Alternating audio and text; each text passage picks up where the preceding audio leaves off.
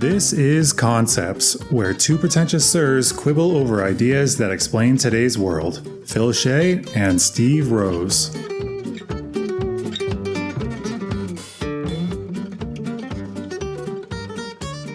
Welcome to the Concepts Podcast, where today we're going to try something different.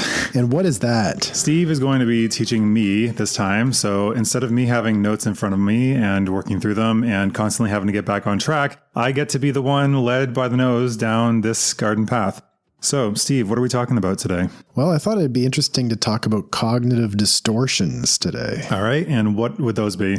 Have you ever heard of cognitive distortions? I know what both of those words mean. I know cognitive and cognition just is a fancy word for thinking.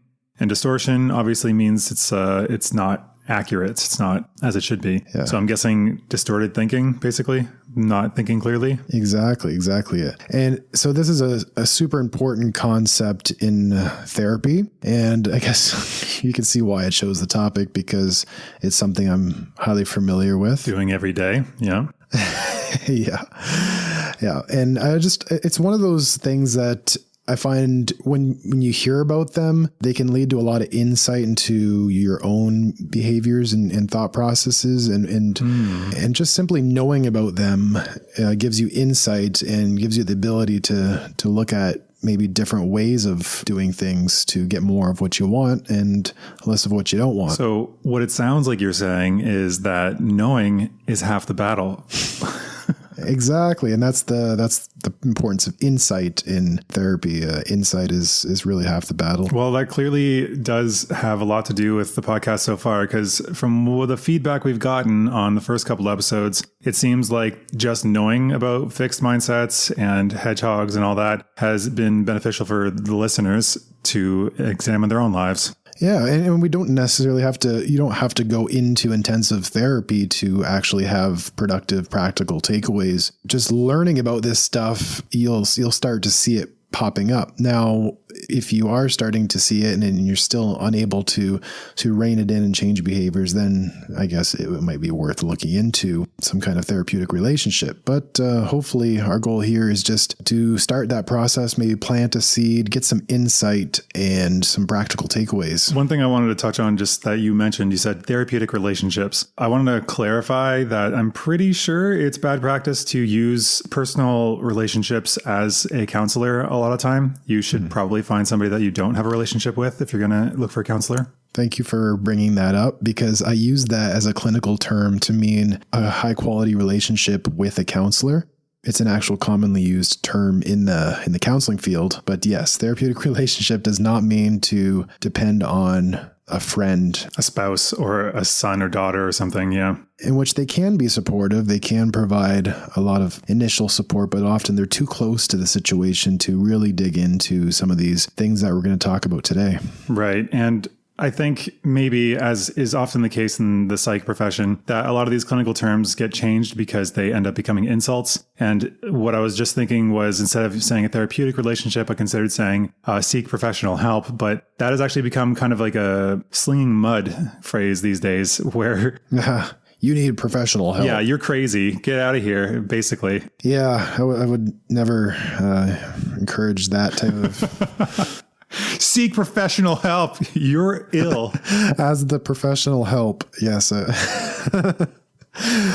Be very careful with that use of it. All right, so how do you want to approach these cognitive distortions? How many you got? There's a whole load of them, and a lot of them are very similar to one another. So maybe we can just go through the list and just talk about each one as they come up, but maybe skip over some that are getting a little bit repetitive. Sure. And so this information in this list, you can be found on positivepsychology.com. It's a website that we did cite before in the past. I do recall you mentioning them. Yeah, actually, I was wondering if you were familiar with that and if it's credible, because it seemed fine from that article, but I've never seen them before. So do you know much about the site? Yeah, they have a lot of high quality articles that are pretty comprehensive. You know, it would be hit and miss. So certain articles may be way better than other articles. There's a wide kind of mix in there, but this one on cognitive distortions looks pretty good from what I've seen.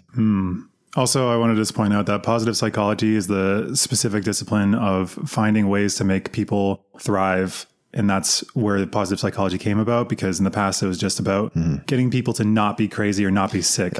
Probably shouldn't use the word crazy in this context, but yeah, just touching on that. Anyway, let's move on. Yeah, so cognitive distortions, it's a central feature of cognitive behavioral therapy, which is one of the most common evidence-based therapeutic practices used today. Also called CBT. Also called CBT, yes. And so this concept was in this type of therapeutic approach, this cognitive therapeutic approach developed by Aaron Beck and David Burns. So maybe we can just start getting into one of these distortions. Shoot. All or nothing thinking. So this is called black and white thinking, all or nothing thinking, or polarized thinking. How does this differentiate from splitting? And I guess it could be very similar to that. Okay. It's the unwillingness to see shades of gray. And so something is all good or all bad. That's funny you laugh, because I think I know what you mean by that. Our whole podcast is shades of gray. And so all or nothing thinking is really the antithesis of our ethos. Yes. Yeah, that makes sense. And I'm laughing actually partially because, that's basically what the podcast is about. Again, it's about having conversations about interesting topics with nuance and kind of thinking them out as we go. I'm hoping to model better conversations. I mean, we've known each other a long time, so it's easy to have a decent conversation between us. But what I was actually laughing about was this current exchange I've had on Reddit, where I'm trying to do that same thing. I'm trying to model a civil discussion on the internet, which is often a losing battle. And this is one of those times. Basically, I said that they were talking about how terrible Fox was, because I think Lou Dobbs was just canceled. And I only know these guys by face and name, and kind of abhor all of them. But I basically said that of the Fox people, I think maybe Tucker Carlson is probably one of the best.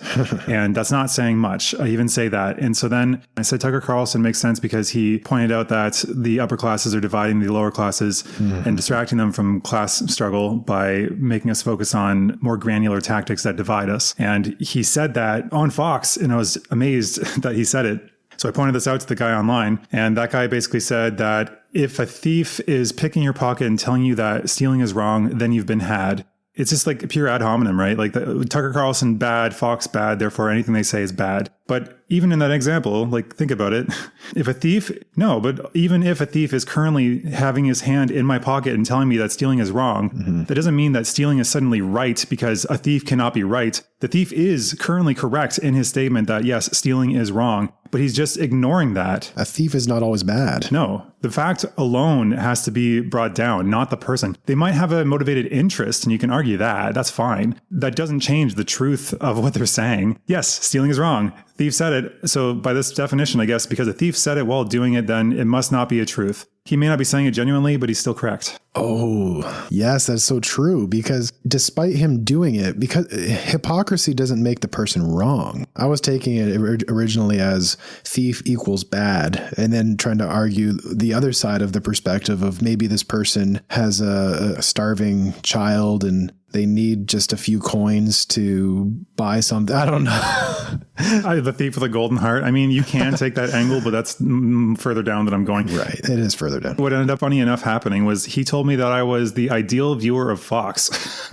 Oh, that is very unlikely. Yes. Because my parents will sometimes watch it, my dad, and I will be listening to it.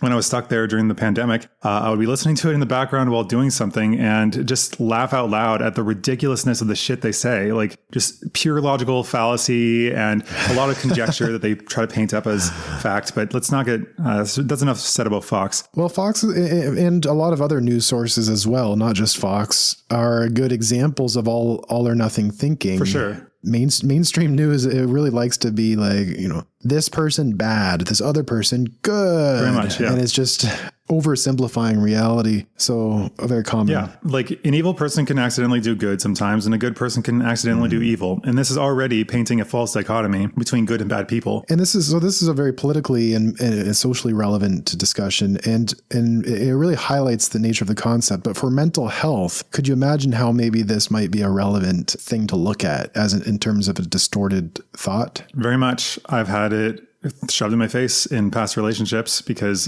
they said that because the relationship was ending, then the entire thing was a complete waste of time. Right. So I've had some experience with that, or I guess myself, I've kind of struggled with if I can't do it well or perfect a long time ago. If I can't do it well or perfect, then I might as well not do it. Or I have to really prepare forever so that I can just do it well the first time. And that's kind of why I focused on a lot of the topics I have in the past podcast episodes, because those were personal flaws. Yeah, and that's exactly. Perfectionism is huge in this. It's either perfect or a total failure. There's no in between, and there's no ability to see that shade of gray. And that prevents people from doing things that they want to do in life. It can lead to a lot of procrastination. People like to think, oh, they're just lazy. But what really is driving procrastination often is perfectionism. And it comes from this all or nothing way of thinking. Mm-hmm. And so that's what really is the true underlying block. And so that's the cognitive theory of depression and anxiety. It comes from this idea that our problems come from distorted ways of thinking about the world. And if we can address those underlying distortions, we can address the depression or the anxiety. So this is CBT's model, right?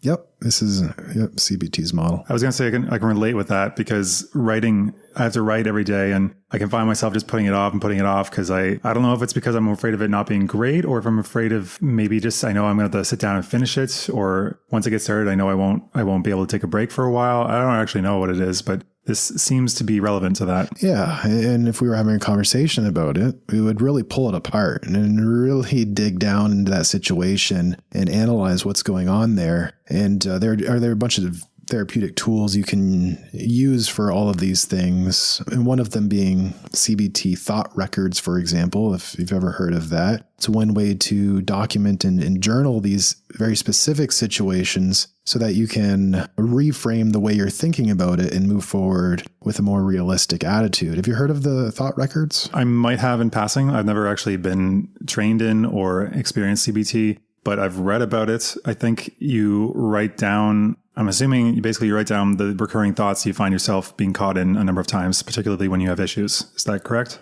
Yeah, so there's several columns on this, and the first one would be you would document the situation, and you would say the situation would be going to sit down to write the article, and then the second column would be the emotion or feeling. You would say what's going on in terms of your emotion, what are you feeling in your body, and you would just try to describe what's going on there, and you could rate that feeling from 1 to 10. And then you would look at the next column and say, what negative automatic thought is driving this emotion right now? What is underlying that? And that this is where the cognitive distortion comes in. So you might say something like, I'm not going to know what to write, or what might be the automatic thought associated with that anxiety when sitting down to write. I mean, there's a general range of words that I'm aiming for. I'm usually aiming for above 1,500 words. So just the minimum of that kind of makes me feel like I might not have enough to say, although it's never actually an issue after I start going. Another, I guess, is once I start work, then I am in work mode, and I can't have to stop everything else. And I guess just stopping myself from sitting down and starting, because I feel like, I guess one of the things I've caught myself saying is basically, I have to finish this. If I start it, then I must finish it in one sitting, in one go. And that alone can stop me from starting. Okay. Because you're like, oh, it's a whole obstacle, this whole gauntlet I need to get through. So I see two automatic thoughts that I guess amplify each other in a sense. It's when I sit down, I have to finish this all in one shot, and I don't know if I'll have enough to write. So that means it can really lead to, if realistic, and that's true, both of those things, you could potentially be trapped in that seat for eternity, really. I never know when I'd never know when I'll be able to get up, because I don't know if I can accomplish the limit. And therefore, I will have to accept failure because I won't be able to do it. And it's too much and it's overwhelming, so I won't start yet because I won't be able to do it perfect. Some days are better than others, because I write 5 stories a week, Monday to Friday, each day. Yeah. And if I do my planning well, which I just remembered today's Sunday. So if I do my planning well, I sit down and I make a skeleton for every story, and then I have an easier time starting because there's this map basically that I have to follow. And then now I am basically, when I sit down, I say, okay, I'm just going to finish the first chapter, and then I can take a break if I want. And so you've developed strategies that work for you then?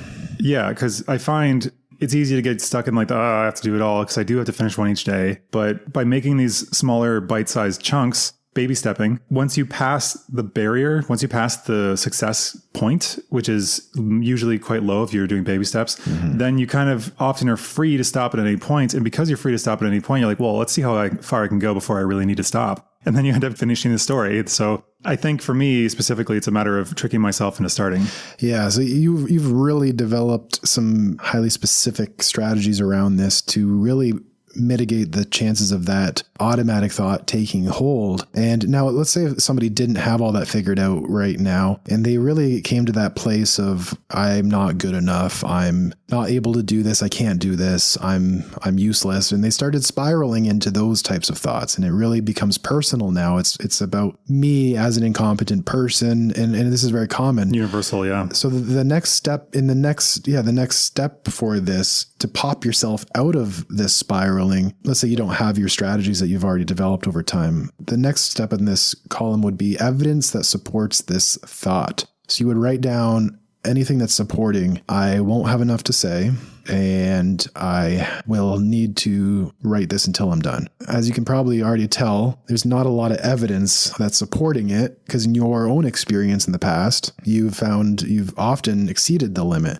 So the next column you would put, it's evidence that does not support the thought. So then you'd have quite a bit to write there. You would have, well, the previous times I've done this, I've been able to write more than expected. I have been able to take a break and walk away without feeling like a failure. And you would really find all of the evidence that is against that and supporting a more realistic situation. And then the next column, you would write that realistic thought. Well, it sounds like you're taking like a pros and cons list of the for and against this particular thought, right? Taking inventory. Yeah. Yeah. And it's really the purpose here is it allows, in doing this exercise, it allows you to step back rather than get trapped into the spiraling of it all. And so seeing the thought as just a thought rather than a meaningful truth about you as a person, that's the whole power of all of this. It sounds like you're leaning towards cognitive diffusion.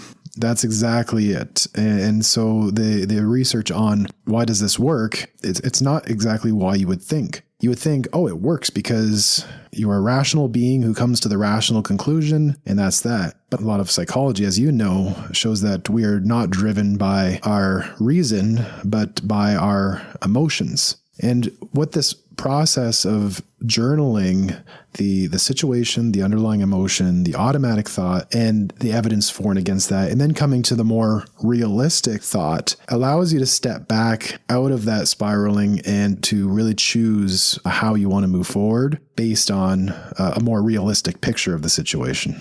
That's the thought record. It's really one of the major tools used in cognitive behavioral therapy to challenge these distortions. And the first distortion we looked at was all or nothing thinking, but maybe it's time to move to another one. Let's hear it. Well, the second one would be overgeneralization. So this would be like, let's say you get, as the example says on this website here, if you get a C on a test and you conclude that you are stupid and a failure, can you relate to... Doesn't sound like it's at all relevant to what we've talked about already on the podcast. It is perfectly tied into that fixed mindset as we discussed in that episode. Saying something about you as a person if you fail, or you can overgeneralize really anything. But that particular example is very fitting. It sounds like you've already given examples of overgeneralization as well, because in the previous one, the all or nothing, you're basically saying, okay, I didn't get it like 100%, so this was a complete failure. Therefore, I'm a piece of garbage and I'm just not worth living. So that last component, because of this, then all of me is bad. That's the overgeneralization, right? Yeah. And so many of these first few, you can really argue that there's so much overlap, and it's like splitting hairs to really, like, it doesn't really matter which one you label it as, like, oh, is it all or nothing or is it overgeneralization? I don't really know. Like, it doesn't really matter what you label it. It's the underlying process that really does matter. Just faulty thinking, basically, should be the flag. Faulty thinking.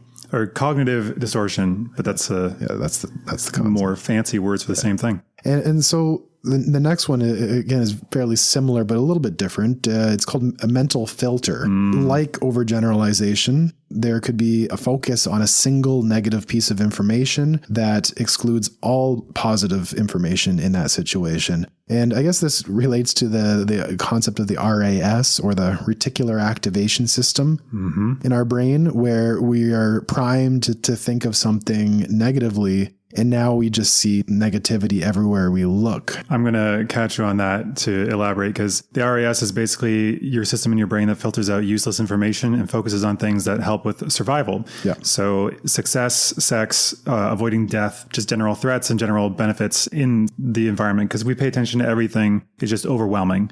Sorry. Continue. No, that's exactly it. And all of this is exactly a survival mechanism.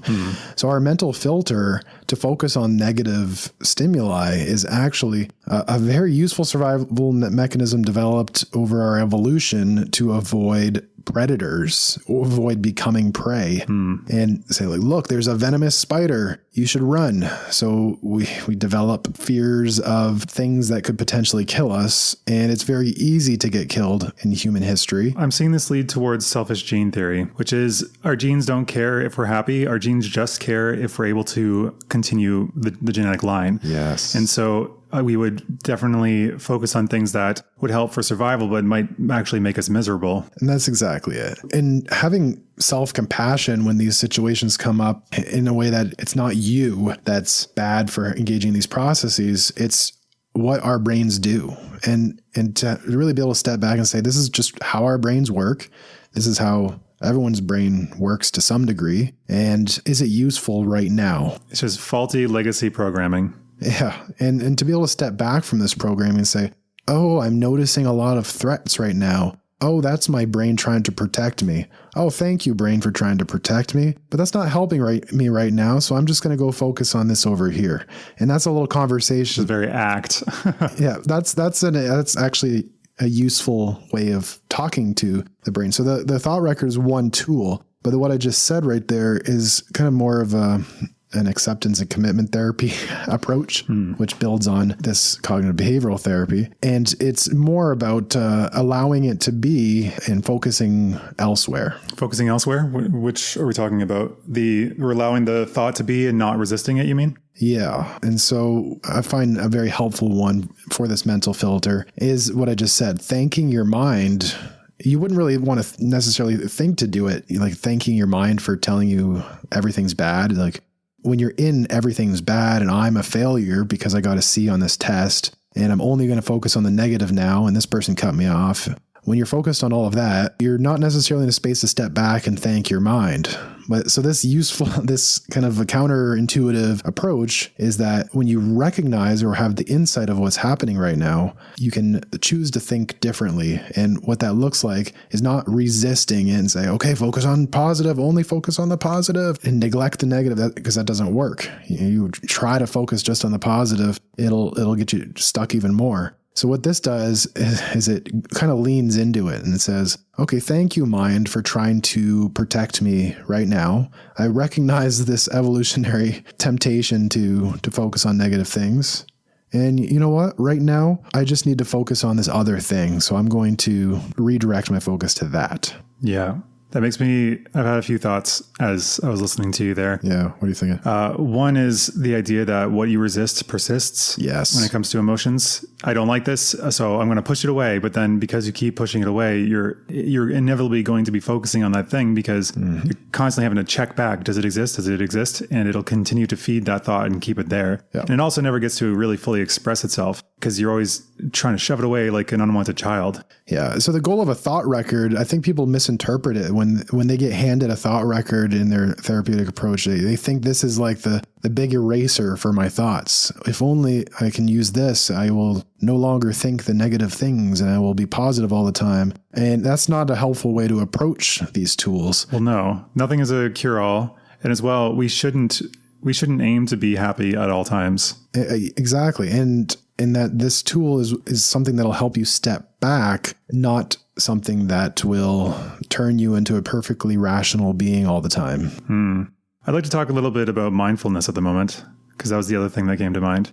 Okay. So Yeah. mindfulness in this moment would be kind of the part of it I'm thinking about right now is how when you're thinking, people identify entirely, as we're talking about cognitive diffusion, which I don't think you actually defined yet. But normally people are fused with their thoughts. I am my thoughts. I am my feelings. This is me. And not where mindfulness tries to make a distinction that I am the observer of my thoughts. Yeah. Actually, this week, I wrote a story for children that kind of touched on the fact that your thoughts and your feelings and your opinions, they all kind of just surface out of the ether if you think about it. If I say like, what is the capital of Thailand? If you know the answer, maybe that answer will just bubble to the surface and you can answer it right now. If you don't, or if you haven't heard it in a while, then maybe it'll take a bit to bubble to the surface and then you'll be like, oh, there it is. But if you don't know it, then you'll try to reach out and nothing will come. But regardless, it's just this automatic process where if you know it, you know it. And if you don't, you don't. I think that's a really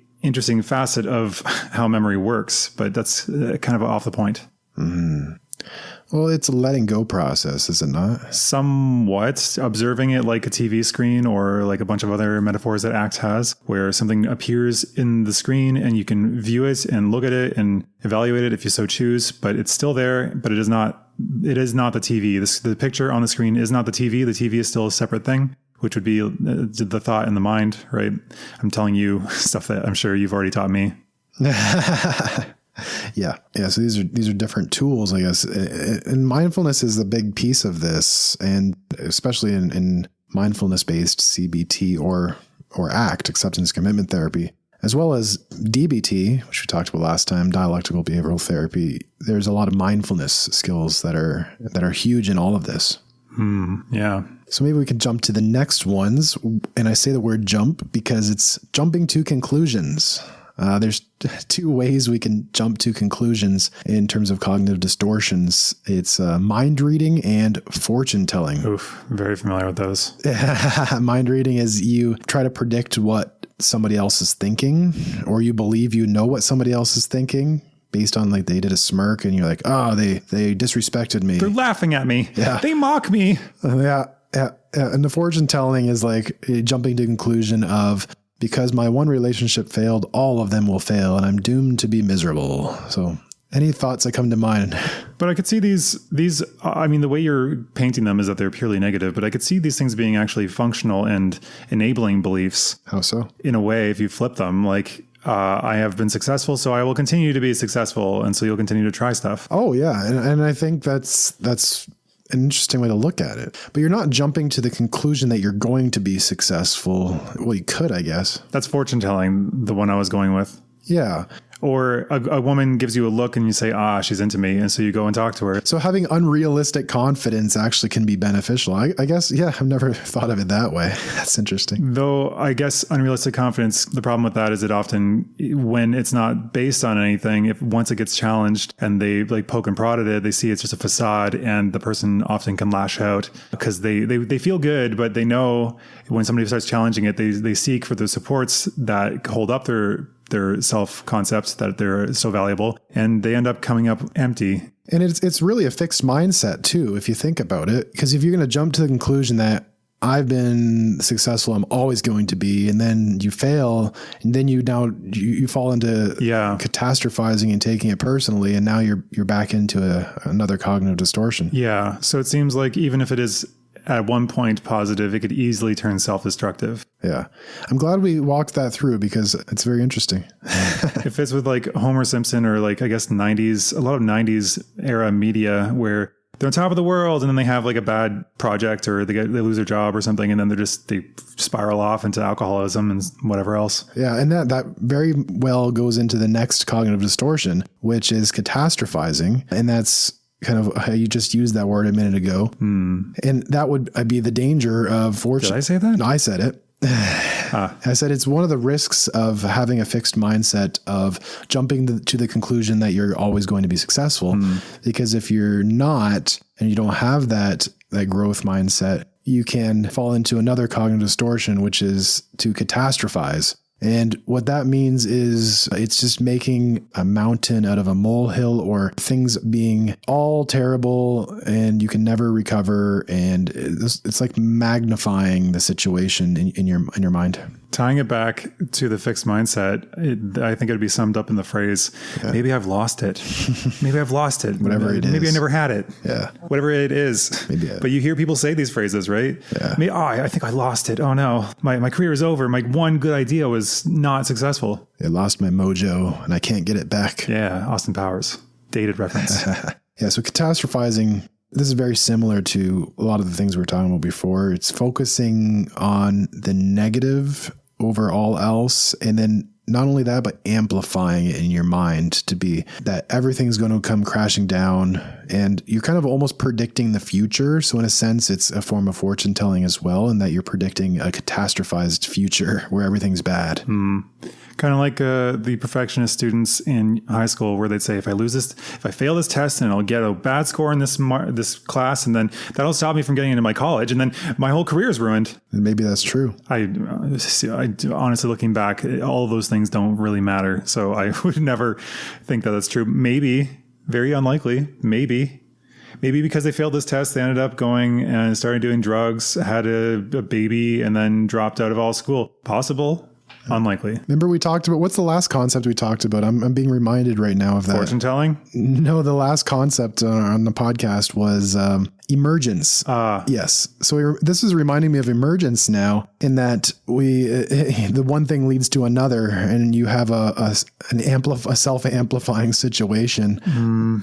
You fail one test and you actually drop out, and you become homeless and all the rest. I can see how you made the connection, but I think it usually has to do with a number of simple automated processes interacting together. Maybe not automated, but simple self-driven processes that interact to make complexity. So kind of, I guess, if we put a bunch of people that thought like this together, we could see some sort of toxic sludge, social toxic sludge kind of produce itself. Right. Well, I guess that's what the internet is in some corners. Right. So I see that on a broader level then. But in terms of your... Yeah. And the reason why I asked, well, maybe it could happen, is really to provoke the argument against that, because usually if I would have asked that, I guess the person would have went the other way. And it's a little different in our conversation, because you actually did hypothetically walk down that path. But like, imagine now I asked that question, maybe everything's going to be terrible if you do fail this test. What will somebody generally say back to that? They'll probably refute it, I would imagine. Exactly. They will generally argue in favor of a more helpful way of looking at things. Although, honestly, maybe because I know you, but I felt like that was a disingenuous statement. I just addressed it anyway because of the fact that we're speaking on a podcast. And I threw it out there for fun and disingenuously, just to see what would happen. But if you were to say it in a very genuine way, just like, okay, so maybe if that happens, then you become homeless if you fail this test. And just me saying it, the person completely pops out of whatever they were in, and they're like, oh, well, if you put it like that, I guess it sounds pretty unrealistic.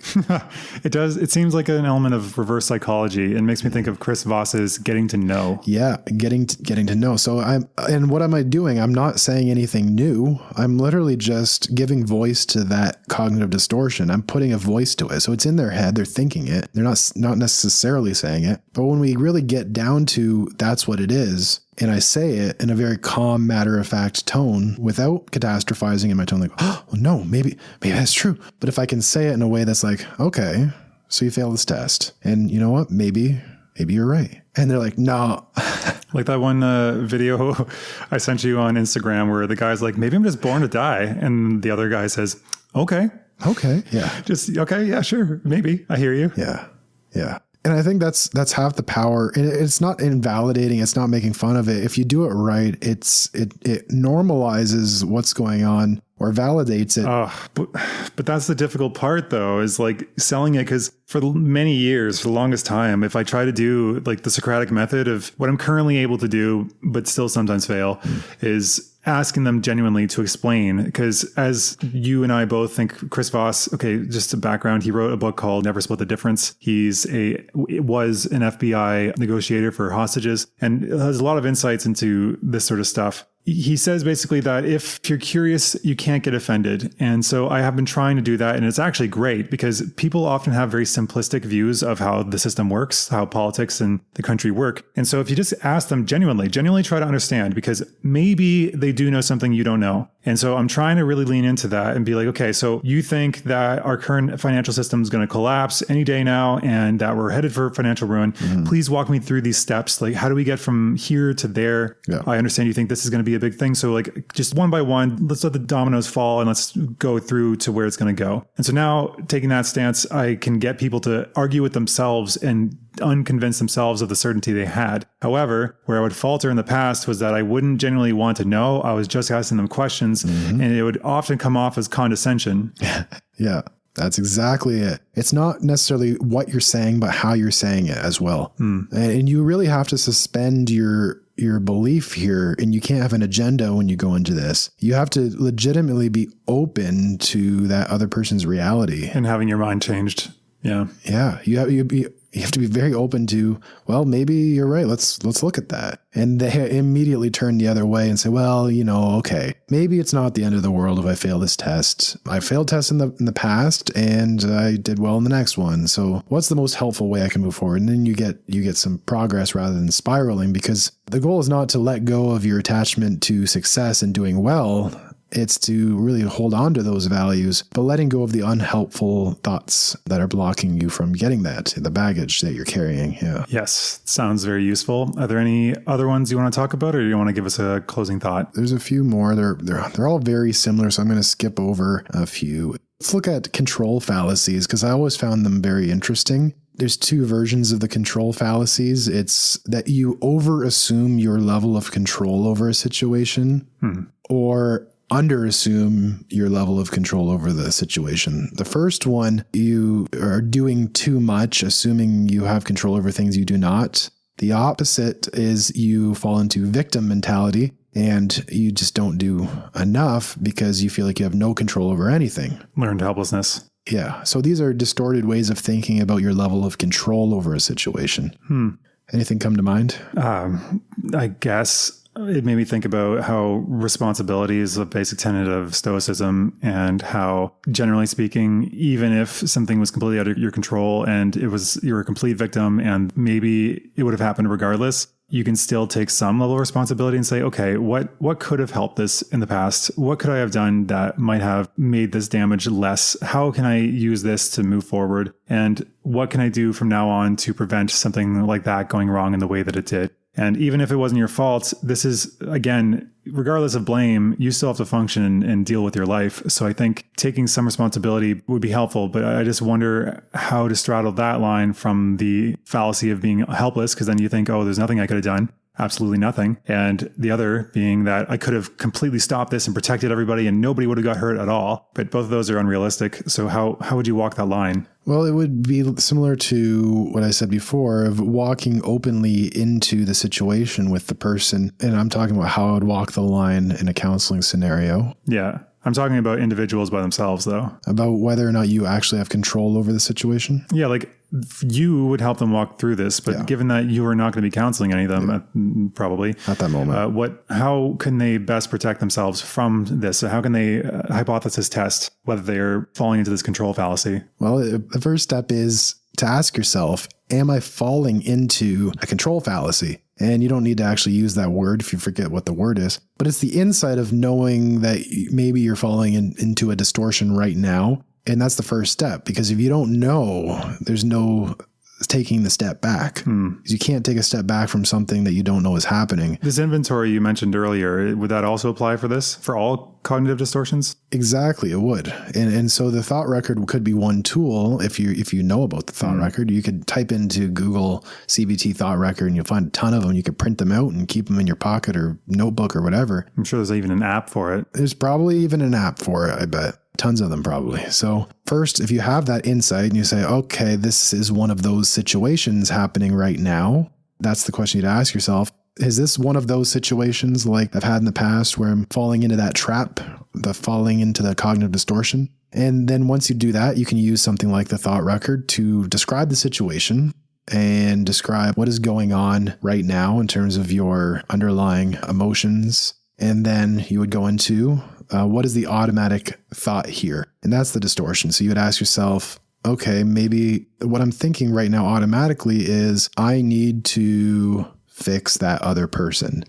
Oh, that's the thought that I need to fix that other person. Is that a distortion? Or, I mean, that is obviously not a great way to think because that implies the other person is broken and you have the solution. But is that, do you have a label for that? It's the control fallacy, over assuming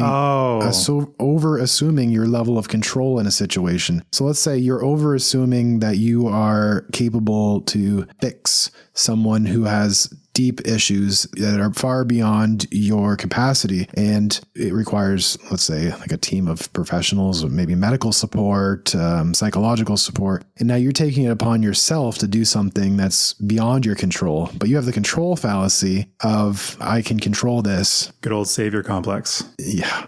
And there could be other things that are underlying it, like I'm not enough. Maybe if I do more, I'll feel like enough and feel like a valuable person. So you can look at those types of things. Am I coming from this from a place of deficit? Am I coming from this in a place of needing to control something that I can't control? And once you've identified, oh, I'm trying to do this and I don't have control. Do I have control over the situation? Realistically, no, I do not have control over that other person. They are free to make their own decisions in the same way I am.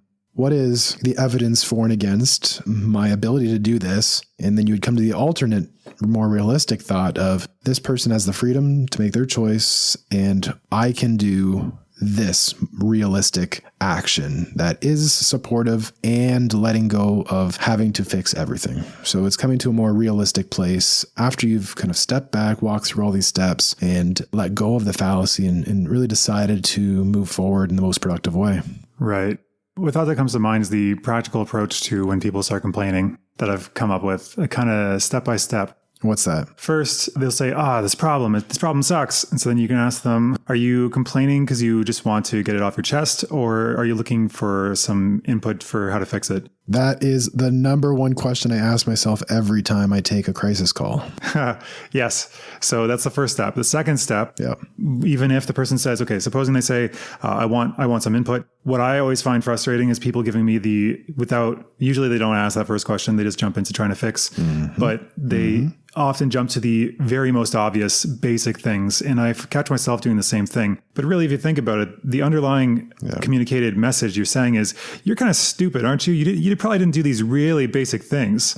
And it's annoying because it's like, of course I checked if it was plugged in. Of course I went through like the basic checklist. So instead of doing that, I think what I'm trying to install in myself is the habit of saying, so what have you tried so far? And how did that work out? And then, so what are you considering right now? Getting a lay of the land so then they feel, I think, again, it's the whole seek first to understand before trying to be understood. Just figuring out what they've done, what their approach is, what they're thinking, and then finally weighing in, because then you actually have information and won't just be shot down. Yeah, that's actually the core of the solution-focused, strength-based model of counseling. And that's exactly the question you'd ask yourself as a counselor who has a temptation to potentially fall into distorted control fallacies of believing you can control something. In that example, I would combat my desire to fix everyone who calls and ask, okay, what is the purpose of your call right now? Is it that you want advice or is it that you want to de-escalate? And I think a lot of the time, the person just wants to de-escalate. They're heightened. And the goal is to go from like a 9 down to like maybe a 4. In terms of their distress? There's their escalation, their stress and anxiety or whatever's going on right now.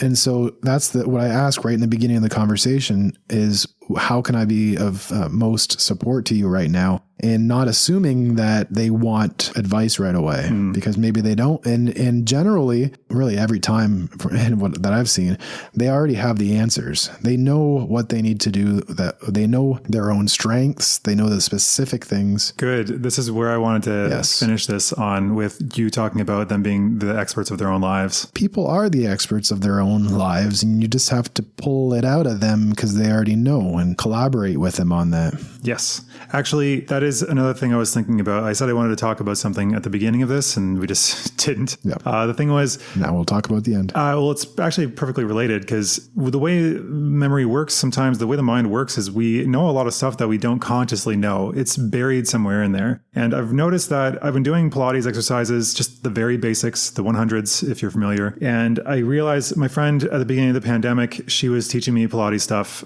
online, and she ran me through the same routine a bunch of times.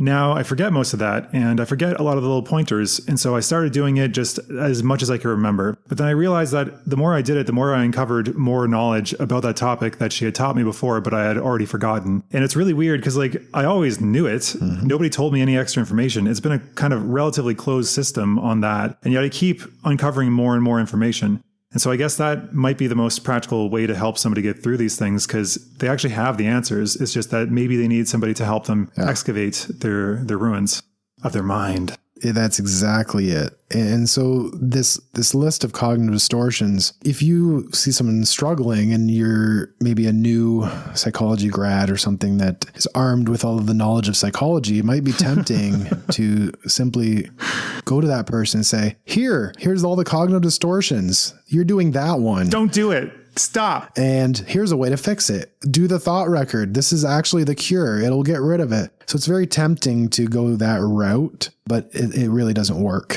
And so that people are the experts of their own lives approach is how you would be most helpful armed with this knowledge, not just for other people, but for yourself as well. And taking that gentler approach to yourself and really having that self-compassion the same way you would have compassion for other people who are suffering. Yeah, being like a little thought detective, investigating where the thoughts originate, who they work for, shake them down. Yeah, I like it. I like that metaphor.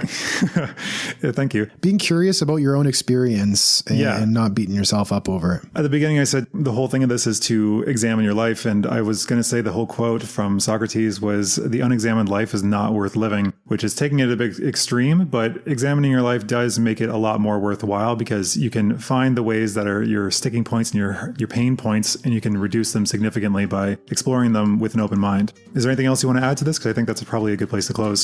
I love it. You always come up with the best conclusions, even when it's my topic. I was wondering how you were going to do it. So I'm like, this came to mind. Let's just go with it.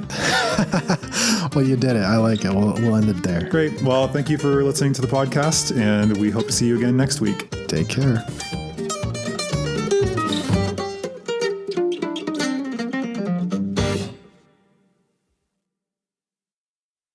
I'm a piece of garbage. You are stupid and a failure. I'm not good enough. Hold on. I have a warm-up practice. I looked up some tongue twisters. Big black bug bit a big black bear, and the big black bear bled black blood. Okay, I'm good. Got that sultry tone. Yeah. All right. A little Matthew McConaughey up in here.